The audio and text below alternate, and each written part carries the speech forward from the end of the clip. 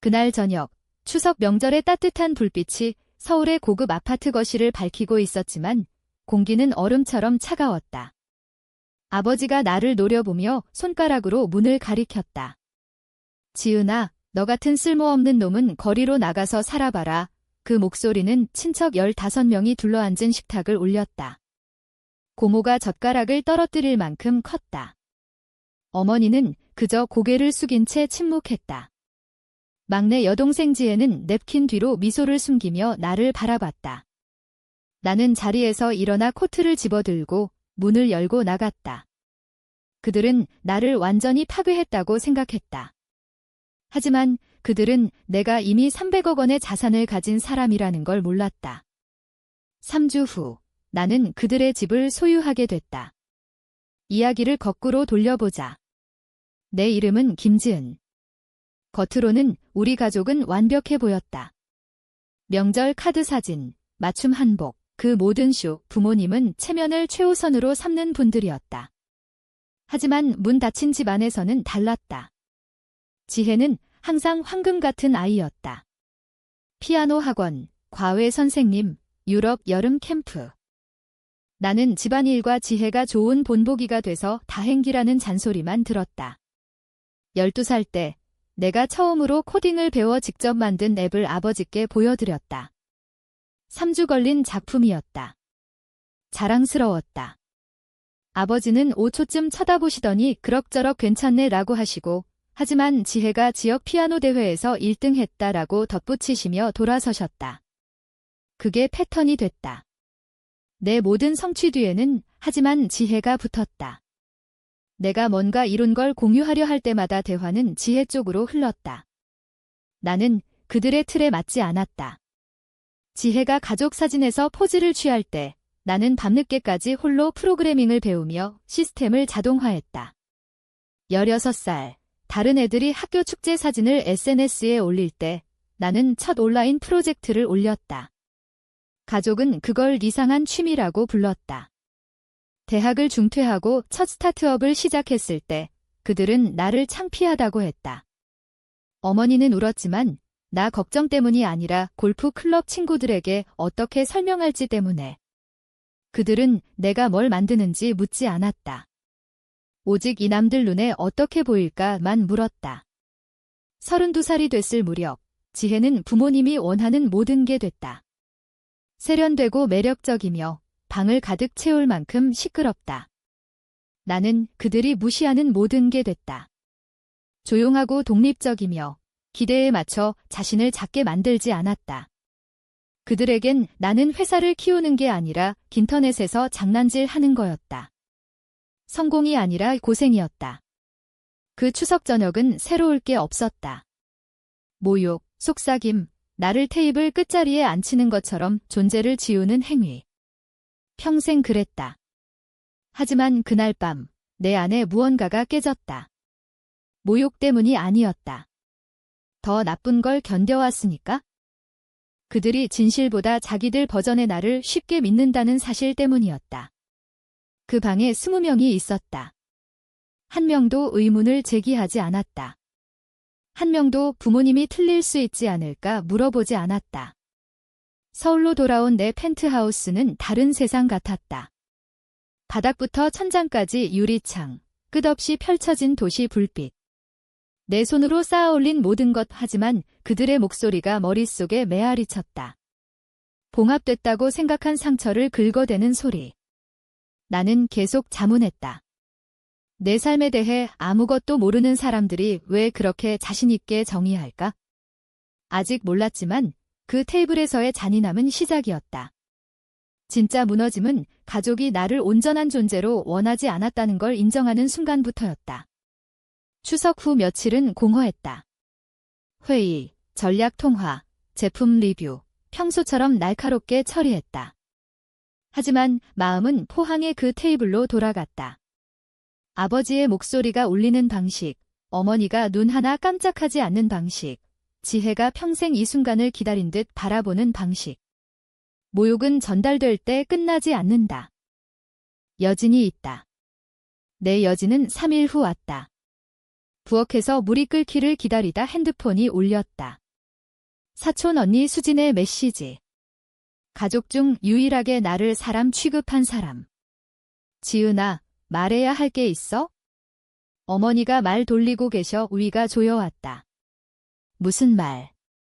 긴 침묵 후 교회 사람들에게 내가 서울에서 노숙자처럼 산다고 했어. 인터넷 취미가 망해서 소파에서 자고 다닌다고 핸드폰을 내려놓았다. 방이 빙글 돌았다.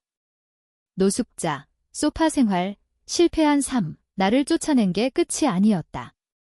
이야기를 다시 썼다. 지혜를 천재라 부르는 자신감으로. 나는 답했다. 나 3베드룸 펜트하우스 살아. 우수진 언니 즉시. 나 알아. 그들은 알고 싶어 하지 않아. 그 말이 거짓 자체보다 깊게 배었다. 알면 그들이 조롱하고 무시한 모든 게 그들 통제 밖의 성공으로 변했다는 진실을 마주해야 하니까. 수진 언니가 또 보냈다. 어머니가 내가 지난주 돈 구걸하며 울면서 전화했다고도 했어. 6개월간 전화 안 했다. 거짓은 커지고 정교해졌다. 현재만 제작성하는 게 아니었다. 필요한 서사에 맞춰 내 존재 전체를 제작성했다. 이틀 후 여진이 지진이 됐다. 포항 법무법인에서 이메일, 제목, 보증인 지위 확인 요청. 무슨 보증? 열어봤다. 숨이 멎는 순간. 2년 전 5억 원 리노베이션 대출. 기록에 내가 보증인으로 나왔다. 난 아무것도 서명 안 했다. 하지 않았을 거다. 하지만 파일에 내 서명 스캔. 한눈에 온몸이 차가워졌다. 그들이 내 이름을 위조했다. 대출 일부가 지혜의 부티크로 흘러들었다. 운명처럼 자랑하던 그 가게. 추석 모욕이 잔인하게 이해됐다. 나를 잡고 무력하게 만들어야 했다. 대출 붕괴 시 불안정하다고 프레임 치기 쉽게.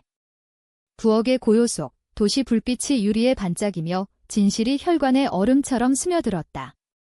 나를 쫓아낸 게 아니었다. 훔친 거였다. 최악은 그들이 권리가 있다고 진심으로 믿었다는 점. 그날 밤 내 안에 무언가가 부서지기를 멈추고 날카로워졌다. 처음 느낀 건 분노가 아니었다. 명쾌함. 차갑고 안정적이며 가슴에 스며드는 그 차분함이 거의 무섭다. 몇 년 만에 처음으로 그들을 이해하려 하지 않았다. 변명하지 않았다. 이기려 하지 않았다. 그냥 끝이었다. 하지만 끝은 떠나는 게 아니었다. 끝은 그들이 넘지 못할 선을 긋는 거였다. 다음 아침 법무법인이 언급한 모든 문서를 샅샅이 훑었다. 지불, 청구서, 리노베이션과 지혜 부티크 기록. 모든 흔적이 같은 진실로 이어졌다. 투명성 없이 큰 돈이 움직였고 내 위조 서명으로 담보된 대출이 디폴트로 미끄러졌다. 디폴트 시 대출자가 자산 압류, 강제 매각, 회수 추진. 내 이름이 붙어 있으면 나도 끌려 들어간다. 모든 걸 서울 변호사에게 보냈다. 몇 분 후 전화. 지은 씨, 이건 허술한 게 아니에요. 고의예요, 알아요. 추진할 준비 됐어요. 문 열면 조용히 안 닫혀요. 그게 포인트예요. 즉시 시작했다. 필체 불일치 확인, 돈 흐름 추적, 재정 왜곡 문서화. 깊이 파고들수록 패턴이 선명해졌다. 가족의 최근 생활 업그레이드는 빌린 돈으로 됐다. 번 게 아니고, 모은 게 아니고, 내 이름을 안전망으로 빌린 거. 그 깨달음은 아프지 않았다. 아픈 건 내가 반격하지 않을 거라 자연스럽게 믿었다는 점. 검토 3일째. 변호사 또 전화. 대출이 계속 미끄러지면 적격 구매자가 빚 흡수로 통제권 이전 고려할 수 있어요. 나 적격이에요. 넘치게 적격이요. 옵션 원하면 프로세스 시작할게요. 서울 스카이라인 바라봤다. 구름이 물 위로 낮게 흘렀다. 하세요. 그 결정이 도화선에 불을 붙였다. 다음 2주, 팀과 조용히 움직였다.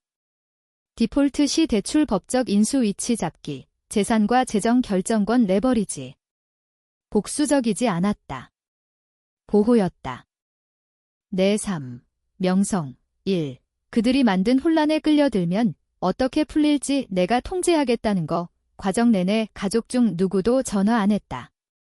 사과, 설명, 거짓말조차. 내가 그들의 모든 걸 바꿀 결과를 쌓는 동안 그들의 침묵이 시적이었다. 3주째, 변호사 확인. 대출 디폴트 진입. 당신이 선두예요. 노트북 천천히 닫았다. 그들이 나를 쫓아낸 밤의 그 차가운 명쾌함. 3주 전, 거리로 나가라고 했다. 이제 나는 그들이 서 있는 땅을 소유할 터였다. 3주 후, 늦은 회의 끝나자 변호사 번호가 화면에 떴다. 목소리에 이미 아는 모든 걸 확정짓는 최종성. 공식적이에요. 디폴트 발동. 빚과 그에 묶인 모든 걸 통제해요. 모든 것 포항집. 지혜가 왕관처럼 자랑하던 부티크. 가족이 상상 못한 레버리지. 승리감 아니었다. 안정감, 처음으로 단단한 땅에 서는 듯 진행하세요. 그에게 말했다. 더 이상 확신 물어보지 않았다. 4일 동안 준비했다. 통지 초안, 상환 조건 개요. 가족에게 두 옵션 주는 제한 구조. 하나, 매각하고 깨끗이 떠나기. 둘, 내 소유하에 엄격한 임대 계약. 잔인함 없고, 연극 없고, 결과만. 공정하고 법적이고 인간적. 예상치 못한 건 포항 전화. 부모님이 아니고 지혜 약혼자 민준. 지은아, 목소리 낮고 급박. 지혜가 패닉이야. 부모님은 대출자가 쫓아온다고 생각해. 내가 모른다고. 잘 견디지 못할 것 같아 거의 웃음 나왔다. 잘 견디다니. 내 서명 위조, 모욕, 중상, 우주가 그들이 만든 낙진에서 보호할 거라 기대. 하지만 패닉 원치 않았다. 이해 원했다. 내 성공 아니고 그들이 깬 경계의 이해. 그래서 민준에게 말했다. 서초구 레스토랑에서 만나. 금요일 저녁. 데려와. 이 그는 숨 참았던 듯 내쉬었다. 대출자와 협상한다고 생각해. 좋아. 그렇게 믿고 들어오게 해. 금요일, 차갑고 고요. 서울 안개가 레스토랑 프라이빗 룸창에 달라붙었다. 일찍 도착. 변호사 옆의 테이블은 촛불과 절제된 우아함. 화려함 없고, 복수 없고, 진실 무대. 문 열리자 먼저 본 건 어머니. 완벽한 헤어, 무결한 메이크업, 모든 게 괜찮은 척 긴장된 표정. 아버지 뒤따라 턱 굳힌 채 지혜 마지막, 눈 붓지만 도전적. 인사 안 했다. 기대도 안 했다. 지은아, 어머니 조심스레 앉으며. 대출자와 미팅 주선해줘서 고마워. 오해일 거야. 변호사와 눈 마주쳤다. 김 여사, 문서 테이블에 놓으며. 오해 아니에요? 대출자 변호사도 아니고요. 아버지 인상. 그럼 왜 여기? 왜냐하면 변호사 첫 폴더 밀며. 김지은 씨가 인수 당사자예요. 빚 통제해요. 침묵. 짙고 숨막히는 침묵. 지혜 숨이 먼저 끊겼다. 어머니 손입 맞고. 아버지 안색 창백. 즐기지 않았다.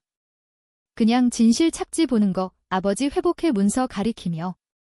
너 우리 대출 샀어. 왜? 왜냐하면 부드럽게. 내 이름 넣었으니까. 어머니 세차게 고개. 내가 이해할 줄 알았어? 지혜가 도움 필요했어? 아버지 선이었어. 서명 위조가 선해. 추석에 실패자라 부르는 게 도움. 노숙자라고 소문내는 게 걱정. 지혜 마침내 터졌다. 왜 그냥 넘기지 못해? 돈 있잖아.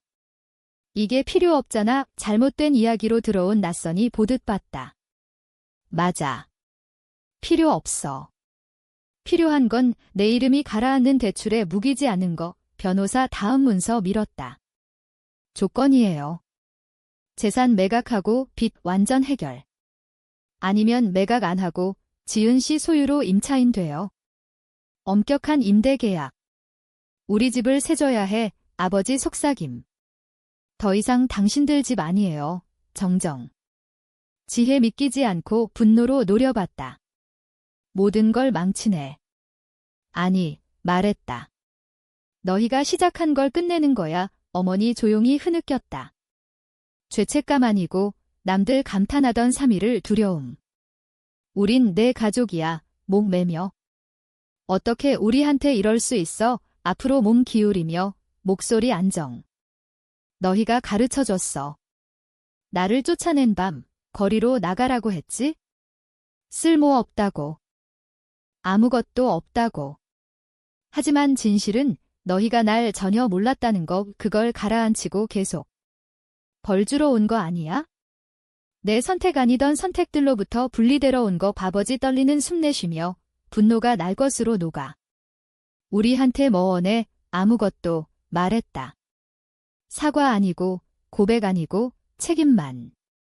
변호사 덧붙임. 7일 안에 결정하세요. 따르는 침묵 끝없었다. 어머니 문서 보듯 이해 못하는 언어. 지혜 손 떨림.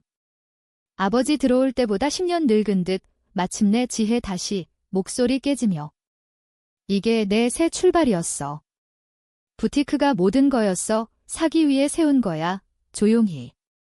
그건 새 출발 아니야. 카드집이야. 갚을 거였어. 어머니 시도. 묻지 않고 말하지 않고. 내 정체성 훔쳐 빌린 돈 갚을 거라고. 고개. 그렇게 안 돼. 아버지 갑자기 일어나 의자 바닥 긁으며. 여기 앉아 강의 듣지 않을 거야. 누구한테? 끼어들었다. 쫓아낸 딸. 15명 앞에서 실패자라 선언한. 거리로 나가라 한 여자. 입 벌리고 닫으며 말 못 찾음. 앉아, 아빠. 나머지 듣고 싶을 거야. 앉음. 변호사 계속, 모든 세부, 타임라인, 결과 설명. 페이지 넘길 때마다 가족의 세심히 쌓은 세계가 조각조각 무너지는 걸 봤다. 미팅 끝은 포옹 없고, 소리 없고, 충격 침묵. 그들 떠날 때 본 적 없는 작아짐. 지혜 문간에서 멈춤, 눈 촉촉. 도울 수 있었어. 했어, 말했다. 내가 원한 방식이 아닐 뿐 문 닫히자 몇 년 참은 숨 내쉬었다. 분노 아니고 해방. 박안개가 부드러운 비로 변했다. 서두르지 않고 걸으며 가족 기대 무게가 어깨에서 미끄러지는 느낌. 3주 전 거리로 나가라고 했다. 오늘 밤 그들은 더 이상 소유한 한 건물에서 나갔다. 처음으로 우리 사이 거리가 자유 같았다. 다음 주 포항 침묵은 어떤 폭발보다 컸다. 전화 없고 설명 없고 갑작스런 마음 변화 없음. 변호사 업데이트 짧고 임상적.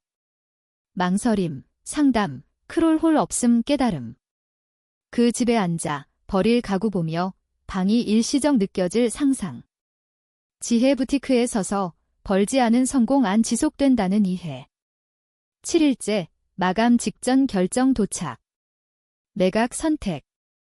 가장 똑똑하고 깨끗한 출구. 매각빛 완전 청산. 내 이름 모든 연결 해제.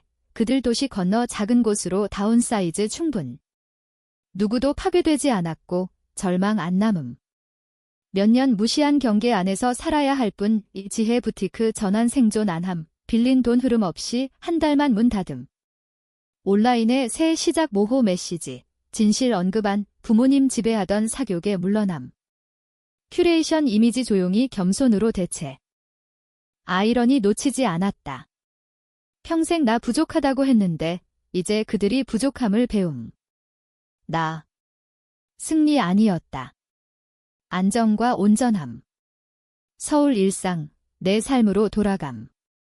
그들 인정 없이 쌓은 거 처음으로 성공을 침묵에 안 품음. 그냥 내 현실, 그들 인정 여부 상관없음.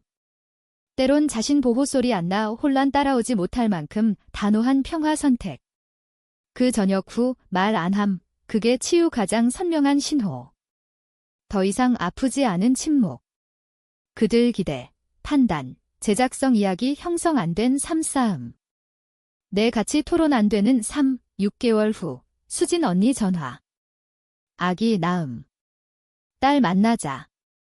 서울과 포항 중간 커피숍 만남. 가족 물음 안함, 나도. 그냥 딸, 내일, 김씨 드라마 무관 정상 이야기. 떠날 때 꽉 안으며 속삭임. 모든 거 자랑스러워. 부모님 어떤 사과보다 의미 컸다.